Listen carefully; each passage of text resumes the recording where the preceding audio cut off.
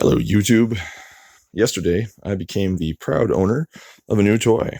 This is a 1940s-ish Canadian No.18 drill press, and it's in pretty good condition.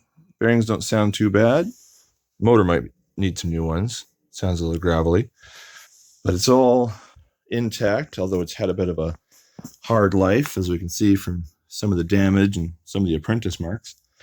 But for the most part, everything seems to run true and appears to be straight, and it's intact. So what we have is a 600-pound cast iron monster capable of driving a 1-inch drill through steel. With the low-speed attachment, which is the pulley arrangement back here, I should be able to get RPMs as low as about 200, which should be enough torque for anything I'm going to do. And it'll be a fair bit improved from the Mastercraft benchtop that has served me well for many years. Anyway, needs a little bit of TLC to get it back together. And I'm going to have to wheel the crane in here to get the spindle back up on the post. But I'll provide updates as they come.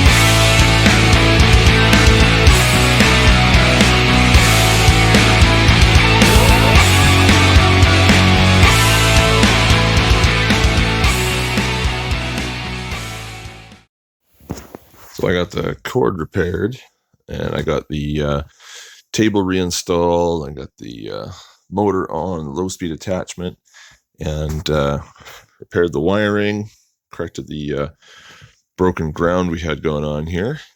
Got that into the switch. Everything's looking pretty good. Put a new end on it. So it's not bare metal anymore. But I got it running. It works great, but we have an interesting problem. If I just squeeze this belt here, I don't know if you'll be able to see this. You see how much that low-speed attachment is tilting up and down?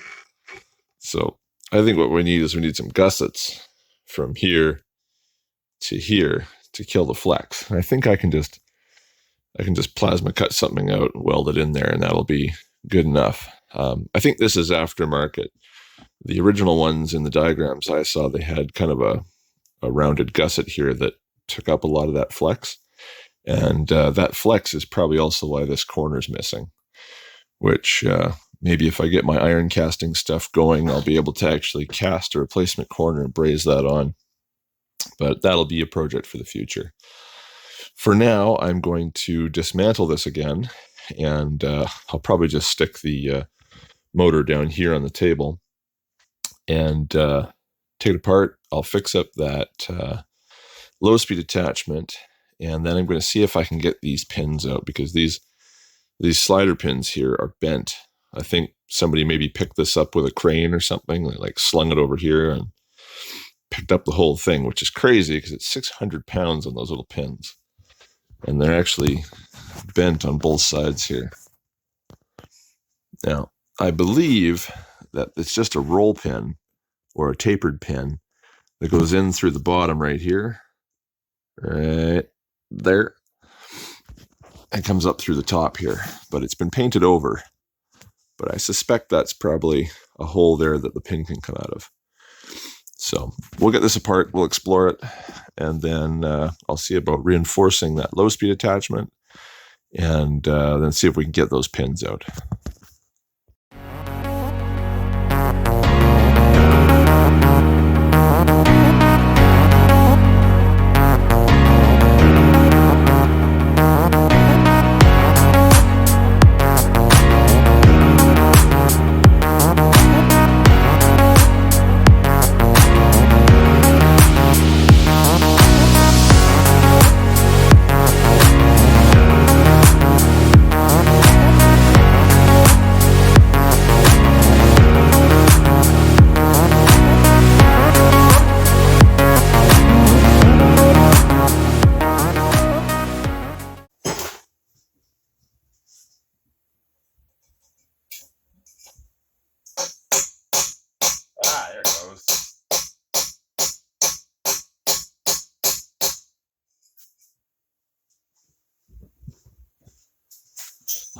So somehow half of that pin is missing. I don't really know how you shear off half of a pin. But that should be clear all the way through now. Oh no, it's not. There's still part of a pin in there. Interesting.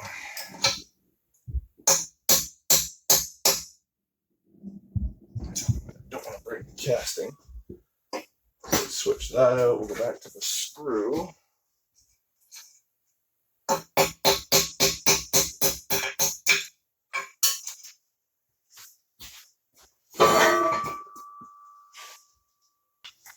I don't see the rest of the pin. We'll read it. Oh, here it is.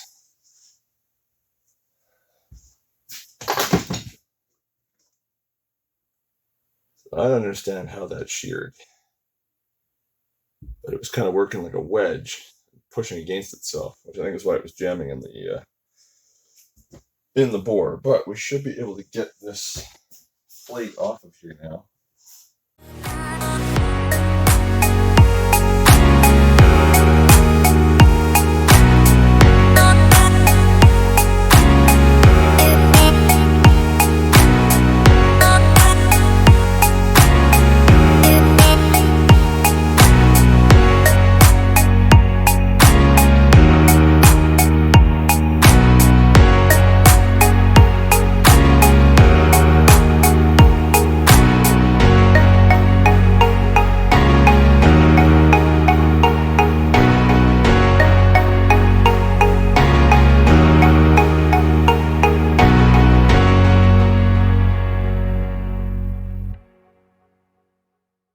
Well, I had a look in my stuff, and I've got some 30 millimeter axle shaft left over that I could turn down, but these posts are only about 22 mil, so I'd have to take off about 8 mil. And on my little lathe there, that would be a lot of hard turning.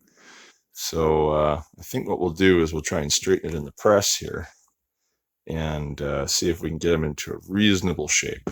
We don't really have anything to lose. Okay, so I'm going to try and center on the bend here and then press down with the press and see if I can get this thing to even out a bit. But I think I'm going to need like 3 hands to do this. Let's see what happens.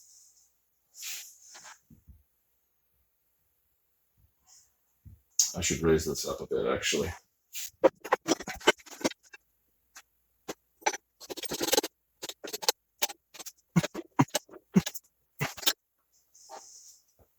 Five-ton press might not be up for this.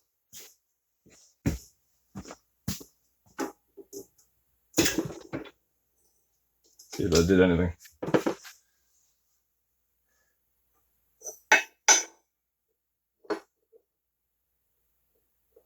Looks like it did almost nothing.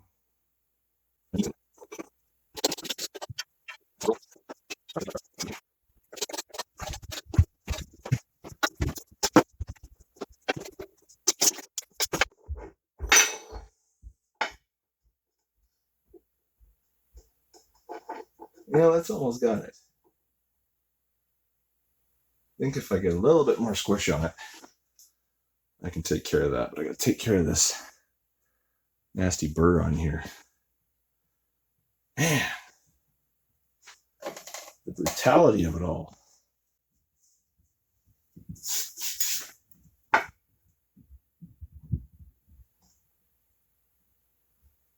That's our current high spot.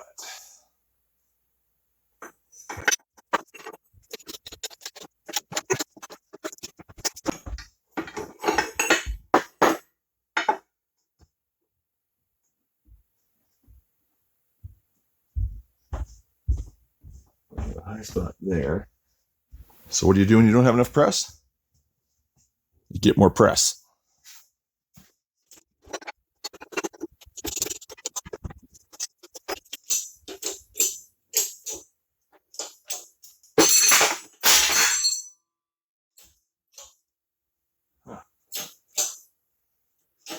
The only thing that's going to break.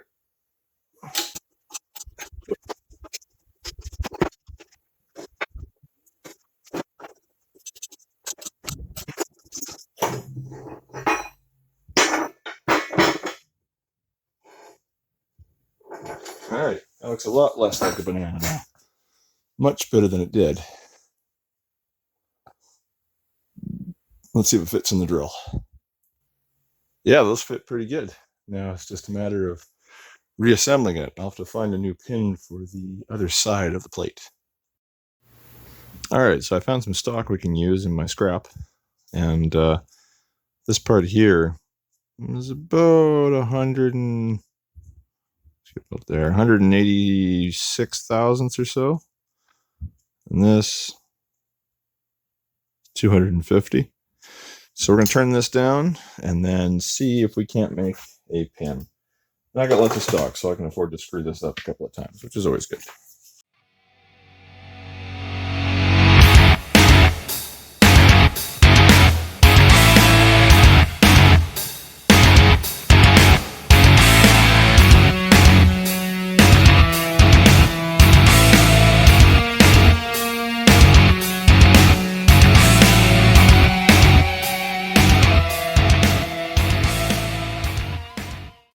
Okay, got a pin. It's not an exact match for the original, but it's my drill press, and I don't care.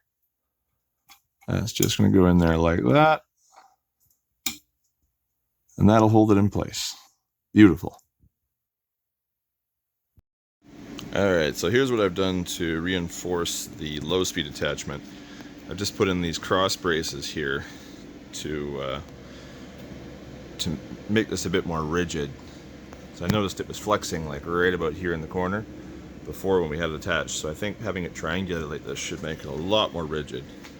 And I just used some bar stock that I had in my scrap bin, and I think that'll do just fine.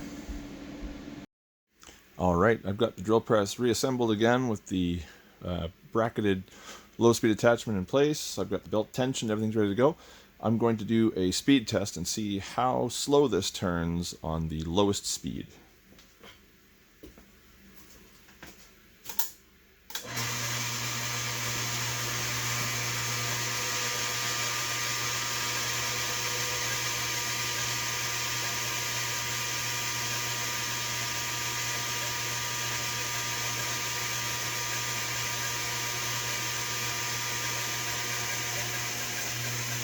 Like, oh, I tripped under there.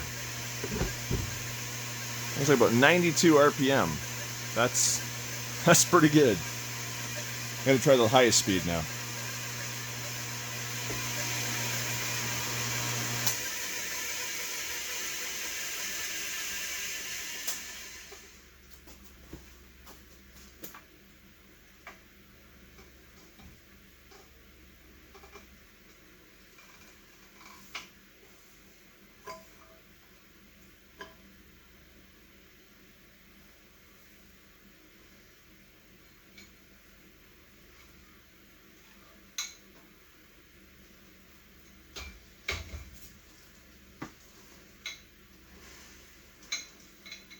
So this will be the highest speed with the low speed attachment engaged, because the upper pulley on the motor is upside down. That previous owner got it flipped around, so it actually doesn't line up.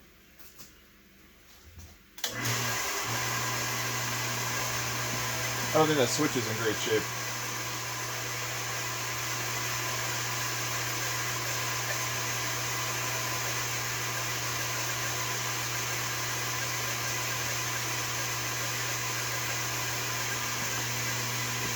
We got about 690 RPM. So that is a pretty good range compared to my benchtop drill. And if I get the pulley flipped over, then I'll have even greater speeds if I needed it. But I think this is probably as fast as I would need to go on this press. So there we go, a working Canadian or Buffalo No. 18 drill press. I'm looking forward to using it.